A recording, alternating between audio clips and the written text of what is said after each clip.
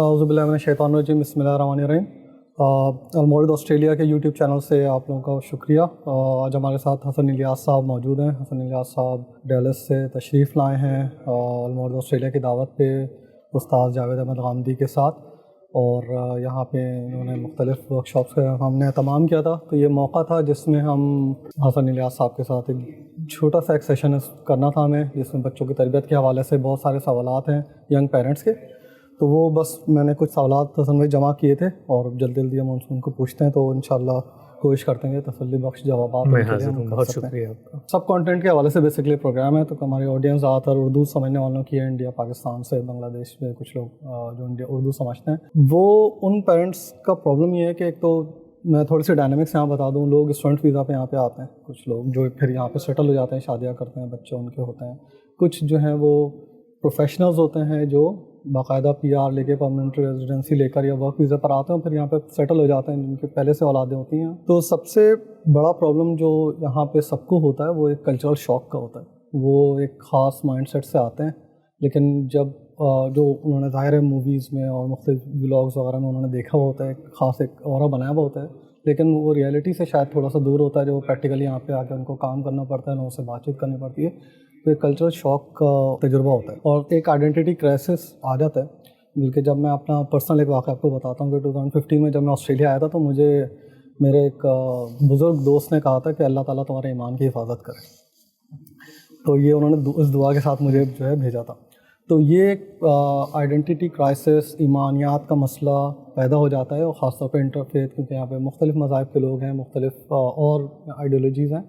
तो ख़ास तौर पे जब बच्चे स्कूल गोइंग होते हैं तो मुख्तलिफ़ उनको टेक्स्ट से सामना होता है, मुख्तलिफ़ किस्म के रिलीजियस टेक्स्ट भी होते हैं, मुख्तलिफ़ आइडियोलॉजीज़ जो यहाँ पे पढ़ाई जाती हैं। तो ये बताएं कि एक मुसलमान पेरेंट को अपने बच्चों को मुख्तलिफ़ मज़ाहिब के बारे में या अपने ही मज़हब के बारे में किस एज से शुरू करना चाहिए उनको बताना, और क्या वो बुनियादी चीज़ें हैं जिनको उनको इंट्रोडक्शन की ज़रूरत होती है बच्चे। बहुत शुक्रिया भाई रफ़ीक, आपने बड़े अहम सवाल की तरफ तवज्जो दिलाई है। सबसे पहले तो मैं ये अर्ज़ कर दूं कि ये इस वक्त जो डायलेमा है, जो क्राइसिस है, वो सिर्फ़ वेस्ट के अंदर जो मुसलमान आ रहे हैं उनको दरपेश नहीं है। ये बात ठीक है कि उनको ज़रा शिद्दत से दरपेश है, लेकिन इस वक्त जो मुस्लिम अक्सरियती ममालिक हैं, पाकिस्तान है, हिंदुस्तान है, बांग्लादेश है, यहाँ तक कि अरब ममालिक हैं, हर जगह पर जो मुसलमान वालिदैन हैं वो किसी न किसी सतह पर इसी क्राइसिस से गुज़र रहे हैं। कहीं पे इंटेंसिटी ज़्यादा है, कहीं पे कम है, कहीं पे उसका इजहार ज़्यादा हो रहा है, कहीं पे उसका इजहार कम हो रहा है। ये क्या वजह है, इसको समझना चाहिए। देखिए, दुनिया के अंदर हमेशा भी जो डोमिनेंट सिविलाइजेशन होती है वो अपने असरात पैदा करती है पूरी की पूरी मिल्लत के ऊपर। इस वक्त पोस्ट मॉडर्निज़म की फ़िक्री तहरीक को इक़्तिदार हासिल है। दुनिया के अंदर जो सुपर पावर्स हैं, जो ताकत का सरचश्मा है, उनका एक वर्ल्ड व्यू है, उनका एक नज़रिया है, उनका एक आइडिया है। उसके बाद ख़ुद ज़माने की हरकियात क्या हैं, सोसाइटी कहाँ पहुँच चुकी है। तो आप अगर पीछे मुड़ के देखें तो बहुत लंबा अरसा था मुलूकियतों का, बादशाहतों का। उसके अंदर कहा जाता था अन्नासु अला दीनी मुलूकिहिम, लोग अपने बादशाहों के मज़हब पर होते हैं। लेकिन फिर आगे दौर बढ़ा, हुर्रियत फ़िक्र का दौर आया, हुर्रियत इस्तिदलाल का दौर आया, as of reasoning, as of freedom, Toynbee जिसको कहता है कि जो एज ऑफ फेथ था वो ख़त्म हुआ। तो लोगों के अंदर एम्पावरमेंट आई, आज़ादी आई, जमहूरियत, अक़दार, कानून की हुक्मरानी, हक़ की खुदराज़ी, आगे बढ़ के फ़ैसला करते हैं, हिजरतें हो रही हैं, कैरियर ओरिएंटेशन चेंज हो रही है। तो पूरी दुनिया में हर सतह पर ये क्राइसिस पैदा हुआ है। कल्चरल क्राइसिस भी है, मजहबी क्राइसिस भी। आपने एक मिसाल दी, आज से आप अगर पीछे मुड़ के देखें हमारी सोसाइटी में 20 साल पहले, 25 साल पहले कोई तसव्वुर नहीं था कि आप पेरेंट्स की मर्ज़ी के बगैर शादी कर सकते हैं, और आज कोई तसव्वुर नहीं है कि वालिदैन अपनी मर्ज़ी आप पर, आपकी इजाज़त के बगैर मुसलत कर सकें। तो ये मामला सिर्फ कल्चरली नहीं हुआ, हर पहल पॉलिटिकल भी ये हुआ। आप देखिए हमारे अपने मुल्कों में एक पॉलिटिकल पार्टी है जो वालिद साहब की है, एक पॉलिटिकल पार्टी जो बेचे की, पहले नहीं होती थी इस तरह से। तो ये आज़ादी की कदर है, और ये आज़ादी की कदर ह्यूमनिज़म के फ़लसफ़े के नतीजे में पैदा हुई है। इसी तरह से कुछ इखलाकियात के तसव्वुर हैं, जो मॉडर्न स्टेट स्ट्रक्चर आपको नज़र आता है ना, इसने कुछ चीज़ें पैदा की हैं। इसके अपने सोशल नॉर्म्स हैं, इसके अपने माशी नॉर्म्स हैं, इसके अपने इखलाकी नॉर्म्स हैं, इन्होंने अक़दार पैदा कर दी हैं। आप अमेरिका में देखें, जॉन लॉक के फ़लसफ़े के ऊपर उस रियासत की बुनियाद रखी गई है, तो उसके जो बुनियादी रिश्ता है वो क्या है, फ्रीडम, लिबर्टी, आज़ादी। तो ये फैलती है फिर, और ये फैलते फैलते पूरी दुनिया पे इसके असरात होते हैं। تو مجھے پاکستان جانے کا موقع ملتا ہے باقی ممالک میں بھی کچھ عرصہ پہلے عرب ملکوں میں تھا، وہاں مجھے معلوم ہوا کہ خود عرب پیرنٹس اس کرائسس سے دوچار ہیں کہ ان کے بچے عربی نہیں بولتے ایگزیکٹلی. اور وہ جس ماحول میں جس سوسائٹی میں اٹھتے بیٹھتے ہیں وہاں کا جو فیشن ہے وہ یہ ہے کہ اپنی زبان نہیں بولنی ہے، آپ نے وہ زبانیں بولنی ہیں جو انٹرنیشنلی ایک طرح سے آپ کی ریکگنائزیشن کرتی ہیں. تو ہر سطح پر انسانیت کو ہر دور میں بعض کلچرل شاکس لگتے ہیں، اور یہ بھی میں آپ کو بتا دوں اس سے گھبرانا نہیں چاہیے. یہ جس طرح آج ہمیں لگ رہے ہیں اس سے پہلے ہم نے باقی تہذیبوں پہ یہ شاکس پیدا کیے. آپ سوچیں ذرا، ہندوستان کے اندر جب مسلمان آئے ہوں گے ماوراء النہر سے اور عرب ممالک سے، تو اپنا کلچر، اپنا ٹریڈیشن، اپنے رسوم آداب، اپنی روزمرہ سب لے کر آئے ہوں گے نا، زبان لے کر آئے ہوں گے.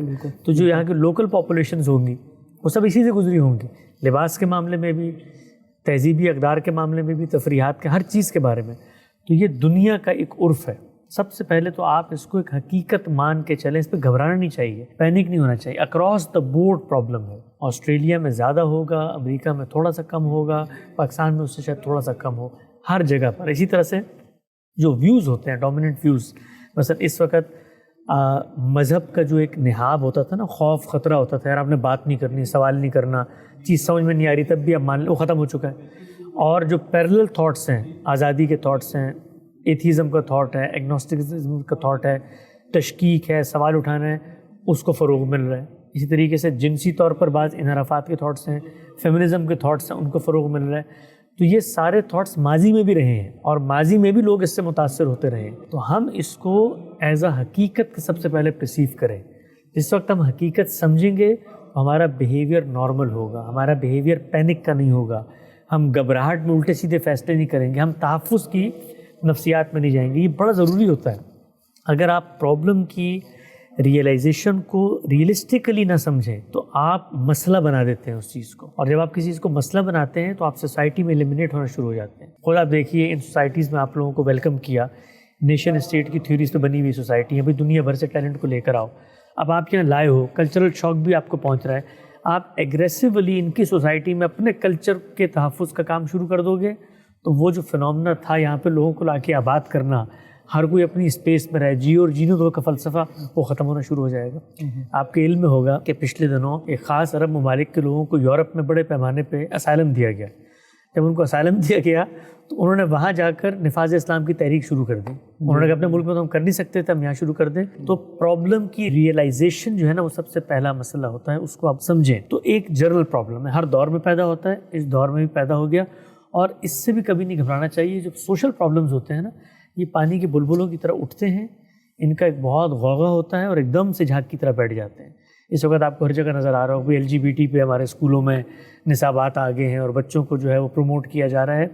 خود سوسائٹی اپنی تنقیح کرتی ہے، اپنے اندر بہتری لے کر آتی ہے. ہم صرف اکیلے نہیں ہیں جنہیں ہمیں کرائسس سے ہم دوچار ہیں. آپ دیکھیں امریکہ کے اندر جو ماڈرن اسٹڈیز ہیں وہ یہ کہتی ہیں فیتھ بیسڈ جو کمیونٹیز ہیں، اس میں اسلام بھی ہے، کرسچینٹی بھی ہے، جوڈائزم بھی ہے، ان میں جو ینگسٹرز ہیں جو 25 سال سے بڑے ہیں، ان میں 70 سے 75% لوگ شعوری طور پر اپنی جگہوں پہ نہیں کھڑے ہوئے. تو جو کرائسس ایز اے مسلمان مجھے ہے، ایز اے پاکستانی مجھے ہے، یہی کرائسس ایز اے یورپین کے کسی امیگرینٹ کو وہاں پر ہے، اور یہی کرائسس ایک کرسچن کو بھی ہے. تو ہر کوئی اپنی اپنی جگہ پر کام کر رہا ہے. اب ہمیں کیا کرنا ہے؟ ہمیں اس میں 2 چیزیں کرنی ہیں. سب سے پہلی چیز یہ ہے کہ آپ اپنے بچے کو وہ ٹولز دیں جس کے ذریعے وہ نالج کو ایکسیس کر سکے. دیکھیے دنیا بھر کے جو پیرنٹس ہوتے ہیں نا، عام لوگ ہوتے ہیں، ان کا ایک میڈیوکر انٹلیکچوئل لیول ہوتا ہے. وہ بچے کو یہ تو بتا سکتے ہیں کہ بیٹا یہ کھانا خراب ہو گیا ہے، باسی ہے مت کھاؤ. یہ تو بتا سکتے ہیں دھوپ تیز ہے باہر مت نکلو بیمار ہو جاؤ گے. یہ تو بتا سکتے ہیں کہ بھئی گلی میں جا کے کسی سے جھگڑا نہ کرو. یہ کامن سینس کی نالج ہوتی ہے. اکراس دا گلوب ورلڈ میں اللہ تعالیٰ نے ہر پیرنٹ کو دی ہوئی ہوتی ہے. لیکن کرائسس کی سچویشن وہ کھڑی ہوتی ہے کچھ نارمز کے اوپر، کچھ تھاٹس کے اوپر، کچھ فلسفوں اور افکار کے اوپر. ان کے بائی پروڈکٹس ہوتے ہیں جو سوسائٹی میں آپ کو نظر آ رہے ہیں. اگر میرے بچے کو اسکول میں ٹیچر LGBT ڈے پر خاص طرح کے کپڑے پہنانے کے لیے بلا رہی ہے تو یہ کوئی لوکل کمیونٹی کا فیصلہ نہیں ہے. There is international deep rooted thought جس کا وہ ایک بائی پروڈکٹ ہے. اسی طریقے سے میرا بچہ اگر سوال اٹھا رہا ہے، ایتھیزم کی طرف جا رہا ہے، مذہب پہ سوال اٹھا رہا ہے، یا وہ مجھ سے آ کے پوچھتا بھی اللہ میں یہ کہاں ہے مجھے دکھاؤ، تو اب یہ کچھ سوال نہیں ہے کسی طرح سے کہ بھی پانی کی بوتل کہاں پڑی ہے میں پھر سے نکال کے اس کو دے دوں. دیر از اے ڈیپ روٹڈ ایپسٹیمالوجی، ایک تھاٹ پروسیس ہے اس کے پیچھے. تو اس میں پیرنٹس کچھ بھی نہیں کر سکتے سوائے ایک کام کے، وہ یہ ہے کہ آپ اس عہد کے جو ماڈرن ٹولز کو جاننے والے انٹلیکچوئلز ہیں ان سے ان کو انٹروڈیوس کرائیں، ان کے ساتھ ان کو کنیکٹ کروائیں، ان کے ساتھ ان کو جوڑیں۔ کیسے جوڑیں گے؟ جوڑنے کا ایک ہی طریقہ ہے دنیا میں، اور وہ ہوتی ہے زبان۔ کوئی بھی جو انٹلیکچوئل دنیا میں پایا جاتا ہے وہ کسی ریجن میں پیدا ہوگا، اس کا اپنا کوئی پس منظر ہوگا، وہ کمیونیکیٹ کرتا ہوگا، تو وہ کمیونیکیٹ کوئی یونیورسل انٹرنیشنل کوڈنگ میں تو نہیں کرے گا نا، وہ اس کا اپنا ایک ورلڈ ویو ہوگا، وہ خود کہیں سے اٹھا ہوگا، خود کسی کلچر کانوٹیشن میں بات کر رہا ہوگا۔ تو اگر آپ مذہب پر، اور مذہب جب ہم کہتے ہیں تو اسلام زیر بحث ہے، اس پہ اپنے بچوں کو لانا چاہتے ہیں، قائم رکھنا چاہتے ہیں، تو انٹلیکچوئل سے کنیکٹ کروانا ہے، اور انٹلیکچوئل سے کنیکٹ کروانے کا دروازہ کیا ہے؟ زبان۔ اب اسلام کے جو انٹلیکچوئلز ہیں اس وقت وہ 3 زبانوں میں بات کرتے ہیں، ایک اردو، دوسرا عربی، تیسرا انگریزی۔ یہ تینوں جو زبانیں ہیں اس وقت، فارسی کو بھی اس میں شامل کیا جاتا ہے، لیکن فارسی کی جو انٹلیکچوئلز اس وقت ایلیبریشن ہے ملٹی میڈیا پہ، اس سے مسلم ورلڈ بہت کٹی ہوئی ہے۔ اس کی نسبت خود جو پرشیا کے اندر لوگ ہیں وہ انگلش اسپیکرز ہی کو سن رہے ہوتے ہیں۔ تو یہ 3 بیسیکلی زبانیں ہیں جن کے اندر اس وقت کمیونیکیشن ہو رہی ہے۔ اگر آپ خالص اکیڈمکلی علم کی زبانیں کہیں گے تو پھر انگریزی کی جگہ پرشین اس میں آ جائے گی، لیکن جو مذہب کی کمیونیکیشن کی زبانیں ہیں وہ یہ 3 زبانیں ہیں۔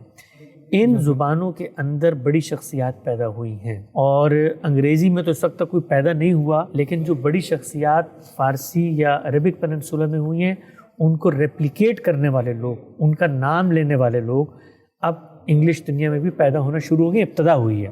لیکن بیسیکلی اردو اور عربی زبان ہے جس کے اندر ایک کام ہوا ہے، اور گزشتہ 300 سال میں جو سب سے زیادہ کام ہوا ہے وہ اردو زبان میں ہوا ہے۔ ہم لوگ جو بر صغیر کے پس منظر کے لوگ ہیں، اردو ہماری انہیرنٹ لینگویج ہے، ہم بہت آسانی سے بچوں کو اردو زبان سکھا سکتے ہیں، بہت آسانی سے۔ لوگ عام طور پہ جو امیگرینٹس کی صورت میں آتے ہیں ملکوں میں، وہ کہتے ہیں جی امکانات نہیں ہے، ممکن نہیں ہے۔ بالکل بے بنیاد فلسفہ ہے یہ، میں نے اس کو تجربہ کر کے دیکھا، میں کوئی ہوائی بات نہیں کر رہا۔ میرے اپنے بچے امریکہ میں پیدا ہوئے، ان کی عمر اس وقت 4 سال ہے۔ صرف ہم نے تھوڑا سا فوکس کیا، اپنا مسئلہ بنایا اس چیز کو۔ ہمارے پیرنٹس مسئلہ بناتے ہیں روبوٹکس کو، ان کو 5 کلومیٹر دور لیب ملتی ہے، روز لے کے جاتے ہیں۔ پیرنٹس مسئلہ بناتے ہیں جمناسٹک کو، میتھس کی لیب کو، سائنس کی لیب کو، فٹ بال کو، ساکر کو، ہر چیز کے لیے وہ قربانی دینے کے لیے تیار ہوتے ہیں۔ لیکن اس معاملے میں آ کے صرف ادھر خائی ہوتی جی ہم کیا کریں، بچے برباد ہو رہے ہیں، سمجھ میں نہیں آ رہا۔ LGBT ایک کہانی جس طرح آپ نے شروع میں میرے سامنے پیش کی، وہ کہانی ہم سنتے ہیں، ایفرٹ نہیں کرتے آپ کو ایفرٹ کرنی ہے۔ ان ملکوں میں آپ آئے ہیں، ان ملکوں میں کیا پاکستان میں بھی، میں پاکستان میں بھی اپنے ایک عزیز کے گھر میں تھا، ان کا کوئی بچہ اردو نہیں جانتا، پاکستان میں رہتے جی بالکل، میں اسی طرف ہی آ رہا تھا۔ وہ اردو نہیں جانتے، ان کا کوئی انٹلیکچوئل کنیکشن نہیں ہے۔ تو آپ کو زبان سکھانی ہے، زبان سکھانے کے بہت ماڈرن ٹولز آ چکے ہیں اردو سکھانے کے۔ میں نے تجربہ کیا اپنے بچوں کے اوپر، فوکس کرنا ہے آپ نے۔ آپ کو بہترین سے بہترین ٹیکسٹ بکس ملتی ہیں اردو کی اس وقت، آپ کی سننے والے چاہیں تو ڈسکرپشن میں ان کے لنکس بھی دیکھ سکتے ہیں۔ بڑا اچھا جو چائلڈ سائیکالوجی پہ کام کرنے والے لوگ ہیں انہوں نے اس پہ کام کیا ہے، انٹرنیشنل لیول کا لٹریچر بنایا ہے بچوں کا، اس سے ان کی اردو بھی ڈیولپ ہوتی ہے۔ اور زبان کیا کام کرتی ہے؟ زبان سائلنٹلی کلچر کو بھی بچے میں کمیونیکیٹ کر رہی ہوتی ہے۔ اب وہ جب کہانی پڑھے گا نا، دادی اماں بیٹھی تھی، میں آیا اور میں انہوں نے سلام کیا، انہوں نے دوپٹے کا پلو ہٹا کے، کیونکہ تو اب دوپٹہ میری تہذیب ہے، دوپٹہ حیا کی علامت ہے، داخل ہونے پہ علی نے سلام کرنا ہے، یہ سب چیزیں زبان ان کو کمیونیکیٹ کر رہی ہوتی ہے۔ تو اردو زبان 3 سے 4 سال کی محنت ہے ابتدا میں، جو آپ نے بچوں پہ کرنی ہے۔ پھر کارٹونز، ملٹی میڈیا سے بچے کنیکٹ ہوتے ہیں، بہت اچھی سیریز بن چکی ہیں، ایسی سیریز بن چکی ہے جس کا میں علم ہی نہیں ہے، یوٹیوب کے اوپر موجود ہیں۔ معیاری اردو زبان آپ بچوں کو سکھانا شروع کریں، 3 سے 4 سال کا عمل ہے ابتدا میں۔ یہاں پر آ کے ممالک میں اسٹرگل کرنی ہوتی ہے، معاشی مشکلات ہوتی ہیں، ایک بندہ قربانی دے، اگر ایک کام کر رہا ہے تو 2-3 سال بیگم جو ہے وہ کام کو مؤخر کرے، کیونکہ وہ 3 سال اس کو مؤخر نہیں کرے گی تو پھر اگلے 4 سال ہم جیسے مولویوں کے پاس لا کے اور سائیکالوجسٹ کے پاس لا کے اپائنٹمنٹس میں ضائع کر رہی ہوگی۔